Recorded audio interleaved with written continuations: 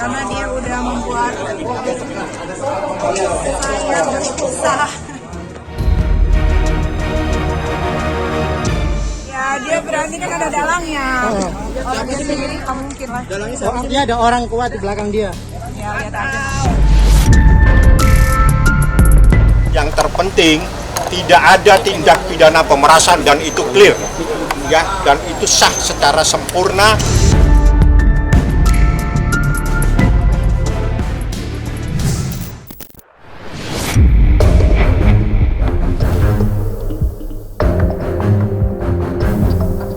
Usai 3 bulan lamanya dipaksa mendekam di balik kurungan penjara, selebritis sensasional Nikita Mirzani akhirnya kembali muncul di hadapan publik dengan menghadiri sidang perdana perkara laporan pidana yang dilayangkan sang seteru Dr. Reza Gladys. Dan kala ditemui pada sidang beragendakan pembacaan dakwaan itu, Nikita Mirzani pun tak kuasa menahan lagi gejolak amarah kepada Reza yang habis membakar hatinya selama ini. Apalagi, selama perkara ini bergulir hebat, Nikita sampai dipaksa berpisah dengan ketiga buah hati yang begitu ia cintai. Lantas benarkah apa yang tersaji di pembacaan dakwaan membuat Nikita semakin yakin kalau dirinya akan bebas? Ya siapin aja mentalnya, karena dia udah membuat saya bersusah dengan anak saya. Dia harus merasakan 10 kali lipat dari apa yang saya rasakan saat ini. Ya, tunggu aja sampai dia hadir. Ya dia berarti kan ada dalangnya. Kalau dia sendiri nggak mungkin lah. Dia ada orang kuat di belakang dia. Ya lihat aja. Yang terpenting tidak ada tindak pidana pemerasan dan itu clear, ya, dan itu sah secara sempurna dinyatakan oleh jaksa penuntut umum, dituangkan dalam bentuk surat dakwaan, tidak pernah ada tindak pidana pemerasan seperti itu. Berarti emang cuma ada perjanjian aja ya Bang? Dan pasal Bang? Ya itu tadi saya katakan tidak pernah ada tindak pidana pemerasan, yang ada itu pencemaran nama baik. Kalau pencemaran nama baik Anda tunggu besok, minggu depan saya sampaikan di dalam eksepsi ada apa di situ. Di dalam pasal tersebut apa yang jadi masalah, semuanya nanti Anda dengarkan di minggu depan. Yang terpenting dan itu harus menjadi catatan semua masyarakat, selama ini berkembang, Nikita telah melakukan pemerasan secara sempurna, dinyatakan tidak terjadi pada hari ini. Ya, itu yang paling penting. Kalau yang kalian dengar dari dakwaan yang dibacakan JPU tadi, saya ternganga-nganga. Karena tujuannya si Reza ini sebetulnya adalah Dr. Samira alias Doktif. Tapi kenapa saya yang ditahan sekarang? Kenapa saya dan sahabat saya yang ditahan? Padahal saya tidak pernah meminta uang dia yang memberikan. Uang itu cuma-cuma, dan saya bertanya, kenapa Reza Gladys memberikan uang itu cuma-cuma? Ada apa? Sampai direkam semuanya, sampai terjadi seperti ini penahanan. Menariknya, di waktu yang bersamaan, pihak Reza justru mendatangi Polda Metro Jaya. Hal itu dilakukan pihak Reza guna memenuhi undangan klarifikasi lanjutan dari penyidik terkait laporan dugaan pelanggaran Undang-Undang Perlindungan Konsumen yang dilayangkan oleh Fahmi Bahmid. Seperti diketahui, Fahmi Bahmid sudah melaporkan produk skincare milik Reza yang diduga berdampak negatif pada beberapa korban. Lantas, seperti apakah hasil pemanggilan polisi terhadap pihak Reza yang berbarengan dengan sidang perdana Nikita Mirzani kemarin?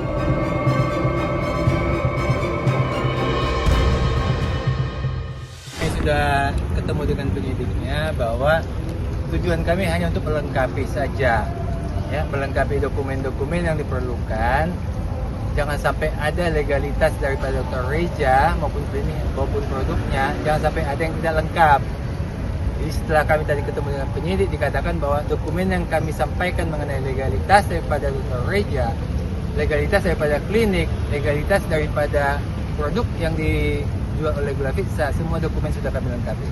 Nanti tinggal kita tunggu apa proses selanjutnya, penyidik apalagi yang dibutuhkan. Kalau memang masih ada yang dibutuhkan, kami siap untuk melengkapinya. kira-kira seperti itu tujuan kami datang.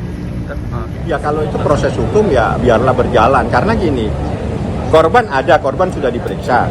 Barang bukti ada, sudah diserahkan. Barang buktinya diserahkan semua. Udah banyak barang buktinya. Kalau enggak ya satu tas begini kita bawa kemana. Saya kan nggak perlu cerita. Tujuannya melengkapi supaya apa yang kita sampaikan kemarin dulu yang kita datang bisa terpenuhi pada hari ini. Itu tujuan kita. Yang kita bawa itu bentuknya dokumen, ya, dokumen legalitas. Jadi karena kita di dalam tindak ini kita akan membuktikan legalitas daripada Dr. Reza, legalitas daripada klinik-kliniknya, dan juga legalitas daripada produk daripada Glavitsa. Jadi 3 ini yang mau kita lengkapi. Ada kemarin yang kurang 1-2 berkas lah. Bahwa klien kami dalam hal ini siap untuk apapun konsekuensi. Kalau memang dia merasa bersalah, kalau berdasarkan fakta bukti-bukti yang ada dia bersalah, kami siap dengan konsekuensi hukumnya. Tapi kalau dinyatakan bahwa nanti dihentikan oleh Polda Metro Jaya di Krimsus, maka kami akan melakukan tindakan juga. Sebab ini kalau terbukti nanti bahwa ada penghentian penyelidikan oleh Krimsus, maka kami akan melaporkan balik. Siapa-siapa yang melaporkan dan mengada-ngada ini. Ini ada orang menjadi korban, dia konsumen menjadi korban, dia mencari keadilan. Kita yang mengerti hukum, kita salurkan proses itu supaya dia tidak salah melangkah. Nah, kita sebagai orang yang ngerti hukum, kita sebagai seorang yang ahli hukum, manakala ada korban terkait dengan dugaan tindak pidana Undang-Undang Kesehatan dan Undang-Undang Perlindungan Konsumen, kita harus arahkan dia bagaimana caranya mencari perlindungan, mencari keadilan, caranya membuat laporan polisi. Itu adalah tugas kita sebagai orang yang ahli hukum. Korbannya ada, kecuali nggak ada korban. Ini korbannya ada, korbannya 4 orang.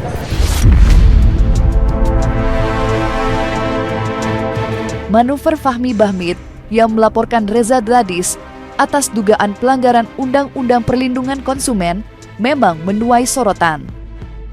Pasalnya, tidak sedikit pula pihak yang beranggapan bila ini adalah bukti keseriusannya untuk membalikan keadaan dalam perseteruan dengan Reza.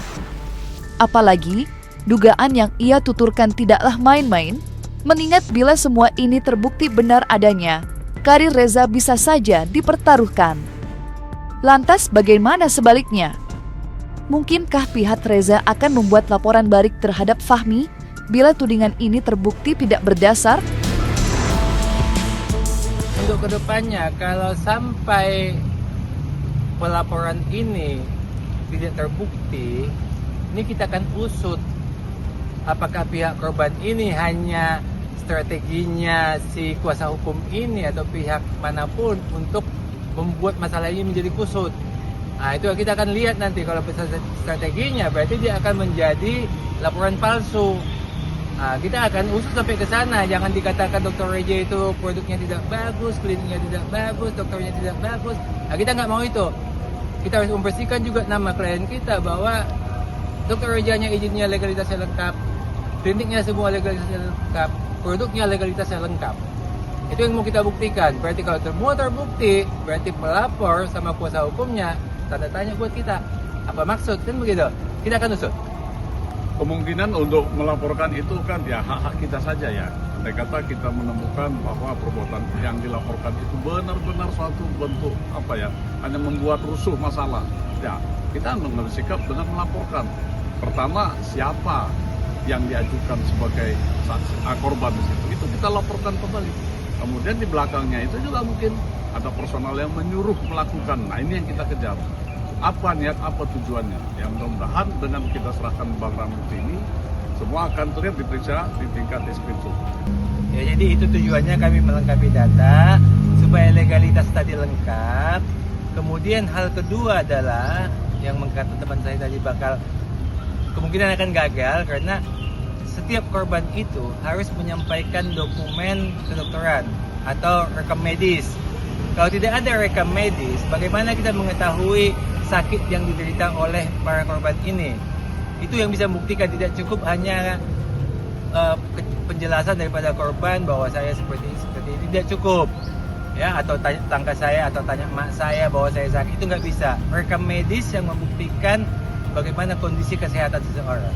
Itu yang bisa membuktikan. Seperti kami bilang, ini bagian strategi daripada pengacara pihak NM supaya bagaimana kasus ini bisa menjadi apa lah istilahnya, menjadi Supaya pidananya terhambat. Ya. Tapi faktanya hari ini pidananya untuk terdakwa NM dan Mail nanti dibacakan di Jakarta Selatan, Pengadilan Jakarta Selatan. Jadi silakan aja dia berbuat apapun, tapi kami yang jelas taat pada hukum. Kalaupun ini dilaporkan kami di sini adalah kami akan layani. Supaya apa? Supaya ada kepastian hukum. Tapi ingat, jika nanti terbukti Polda Metro Jaya, Direktur Krimsus menyatakan bahwa ini kasus tidak ada fakta-faktanya, kami akan melakukan tindakan balik, melakukan laporan kembali pada pihak-pihak yang melaporkan kami. Korbannya ada, kecuali nggak ada korban. Ini korbannya ada, korbannya 4 orang. Saya kalau berbicara pasti dengan data, dan itu datanya. Sengkarut konflik antara Nikita Mirzani dan Reza Gladys memang terus bergulir panas hingga sampai saat ini. Pasalnya, selain berhadapan di kasus dugaan pelanggaran Undang-Undang Perlindungan Konsumen, kedua belah pihak juga masih berkutat dengan perkara utama, yakni dugaan pemerasan dan tindak pidana pencucian uang yang membuat Nikita sampai harus meringkuk di balik jeruji besi. Belum lagi, ada pula perkara perdata Wan Prestasi yang lagi-lagi memasuki babak yang baru. Pasalnya, kedua pihak yang dijadwalkan untuk bermediasi justru mengambil langkah tegas, yakni sama-sama menutup pintu perdamaian di antara mereka. Saya yang menutup, karena yang berawal yang ingin damai itu bukan kami. Logikanya itu, ya, hukum itu diperlukan logika. Ya, kita yang menggugat. Artinya, yang mengajukan perkara ini ke persidangan adalah kami. Yang mustahil dong, saya mau damai. Yang ingin damai ya pasti pihak yang digugat. Bagaimana mungkin saya menawarkan damai, saya yang menggugat? Hidup ini perlu logika, hukum ini perlu logika. Logika hukumnya, Nikita yang menggugat. Artinya Nikita tidak mau ada sesuatu kecuali proses hukum. Maka yang ingin berdamai itu pasti yang digugat. Ya mustahil dong kita yang menggugat, kita yang ingin damai. Logika hukumnya di mana? Gugatan itu kan terhadap akibat ditahannya saudari NM dimulai di kepolisian, di kejaksaan, dan sekarang di pengadilan.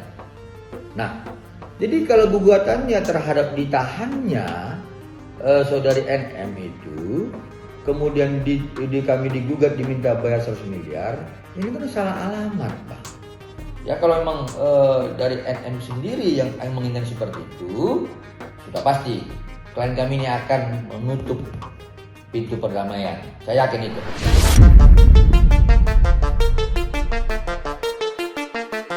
Terlepas dari perkara hukum lain yang tercipta dalam perseteruan ini, fokus utama masyarakat masih tertuju kepada perkara utama, yakni dugaan pemerasan dan tindak pidana pencucian uang yang kemarin telah sampai ke tahap pembacaan dakwaan. Namun sayangnya, walau pasal pemerasan kini resmi dihapuskan, isi dakwaan itu masih disayangkan oleh pihak Nikita. Pasalnya, Nikita merasa bila masih terlampau banyak ketidaksesuaian antara dakwaan dan apa yang sebenarnya terjadi di kenyataan. Sontak saja, kekecewaan Nikita pun pecah ketika ditemui pasca sidang selesai digelar. Sampai-sampai, ia memohon kepada Presiden Republik Indonesia, Prabowo Subianto, untuk memberikan atensinya terkait kasus ini. Lantas, seperti apakah jeritan hati Nikita untuk Bapak Prabowo? Saya punya catatan, karena saya udah lama gak ketemu teman-teman awak media, ya, jadi daripada saya lupa, mendingan saya baca. Ini adalah tulisan saya. Ini Selasa 24 Juni 2025. Kepada Bapak Presiden Republik Indonesia, Bapak Prabowo yang terhormat, tolong hukum di negara kita, di Indonesia yang tercinta ini benar-benar diluruskan, bukan diatensi dengan kekuasaan, sehingga tidak lagi memilih mana yang benar dan salah. Saya telah menyelamatkan banyak muka orang Indonesia, saya telah menyelamatkan muka banyak orang karena produk yang berbahaya dan overklaim. Namun penyidik hingga JPU bukannya mendalami atas produk tersebut, malah saya yang ditahan. Macam apa oknum-oknum aparat yang ada di Indonesia ini? JPU tidak bisa membuktikan produk tersebut, namun saya punya bukti yang akurat bahwa produk itu berbahaya, tidak ber-BPOM, ada jarum suntiknya dan tidak ada barcode-nya dan tidak terdaftar. Tapi penyidik dan JPU ya tidak mengindahkan BAP saya. Dia tidak mendalami itu BAP saya beserta produknya si Reza Gradis atau Flexi. Tapi saya ditahan. Saya mohon didukung, mohon sama-sama kita tegakkan kebenaran, tidak perlu kita takut, ya. Di dalam kasus hukum, pasti dia bermohon kepada siapa sih? Ya, yang nampak kelihatan adalah bermohon kepada Prabowo, ya. Minta perlindungan hukum. Kalau hal ini dia bermohon, itu wajar-wajar saja menurut kami. Apapun yang dia permohon supaya dapat dilindungi, tapi itu bukan berarti menghapus proses hukum, tidak. Proses hukum tetap berjalan, dia bermohon, itu hak-haknya saja, silakan saja. Nah, kalau memang dalam proses hukum ini kelihatan ada sesuatu yang merasa dia itu bisa bermohon kepada siapapun, itu silakan aja. Kalau kami dulu bahasanya bermohon kepada Tuhan, tapi nggak ada alamatnya.